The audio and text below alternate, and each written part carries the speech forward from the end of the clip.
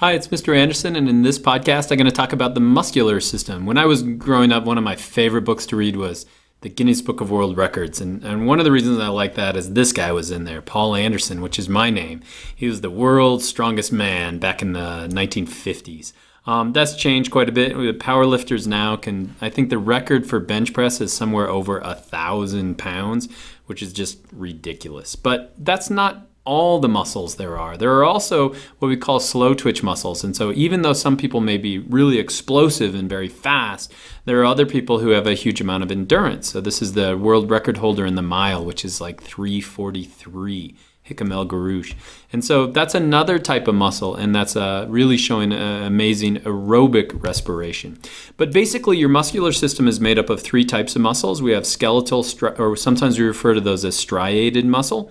And so this right here would be like bicep muscle, or the muscle in my arm that allow my fingers to move. We have smooth muscle. Smooth muscle is going to be involuntary muscles, so like the muscles that operate the lower portion of my esophagus, that operate my small intestine, large intestine.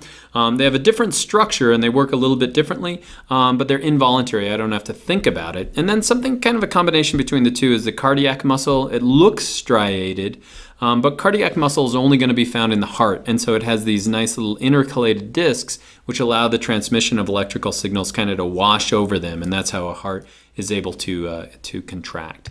And so basically we want to talk about skeletal striated muscles, how they're organized. And so if we were to look at this would be a tendon, which is simply attaches muscle to bone.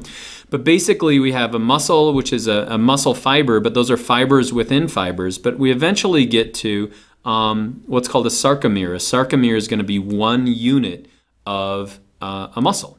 And if we even zoom inside the sarcomere, what we'll find is that there are two chemicals, and those chemicals are actin and myosin. And so to really understand how a muscle works, you need to understand how these two molecules work together. So actin's going to look like this, and then myosin is going to have all these heads, so they have these double heads, and they're trying to grab on to the actin. And so before I get to the whole idea of how a muscle is able to contract, I want to talk about the story of actin and myosin. And so if we look at those two, we'll look right up here. Myosin has these double heads, but basically what it would do is myosin would like nothing more than to grab onto actin. So it wants to grab onto actin. And to do that, it needs essentially two things. It needs ATP, and that's going to provide the energy, but it also needs to have access. And to get access, it can't get access because there's this tropomyosin which is acting as a block. So here's myosin. Myosin is very, very sad because myosin would love to get to actin, but actin is over here, it's blocked. So we have this tropomyosin in the middle. And so what's the other thing that we need? We need ATP, we need access to actin, and to get that access we need something called calcium. And so basically that calcium is going to be provided by release from action potential nerve signals that are coming down to fire off that muscle. And so basically what the calcium will do is the calcium will grab onto this tropomyosin, and basically it's going to move that block out of the way. Once it moves that block out of the way, then the myosin head can lose its phosphate group. It'll grab onto the axon. Let me try to do this with this. So basically myosin would love to get onto the actin, but it can't.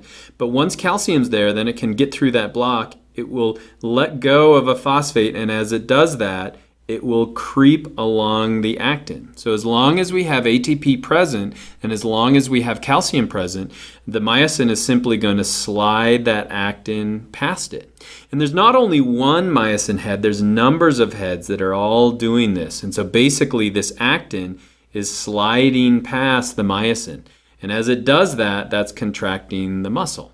And so once the calcium's gone, once the ATP is gone, then we can't do that. And so basically you should understand that myosin heads are trying to get onto the actin and slide the actin. So what does this look like then? Okay, so wrap your head around this. Basically we have bands, and those are going to be the bands that you see in that striated muscle. But the big things that we should understand is on the end we have what are called the Z discs. Z discs are going to be these long discs that go down the end. So we have one there. We have one there. We now have the actin. Actin's going to be blue in this diagram. So that's the actin that goes down the middle. And then we have myosin in the middle. So the myosin is all attached to the middle. They're attached to myosin on either side. And so this myosin can't go anywhere. So basically it's stuck. You have all these myosin heads, and then we have the axon in the middle. And so basically what does myosin do? If ATP is present, if calcium is present, all of these heads are going to start grabbing on to the actin, and they're going to start pulling the actin in this direction. And so they'll be pulling it on this side, pulling it on this side. And so what's going to happen? Well, if you look down here, they're going to move that actin past the myosin. What does that do? Well, if you look, now our Z discs are much closer together. And so we've contracted the muscle. When we relax the muscle, then they're going to slide back to where they were. And so when you contract a muscle, what's doing that? It's all these myosin heads that are grabbing onto the actin, they're pulling it past it, and then when you relax it, they fall back to their normal position. And so that's how a muscle works. It's called the sliding filament theory, and I hope that's all helpful.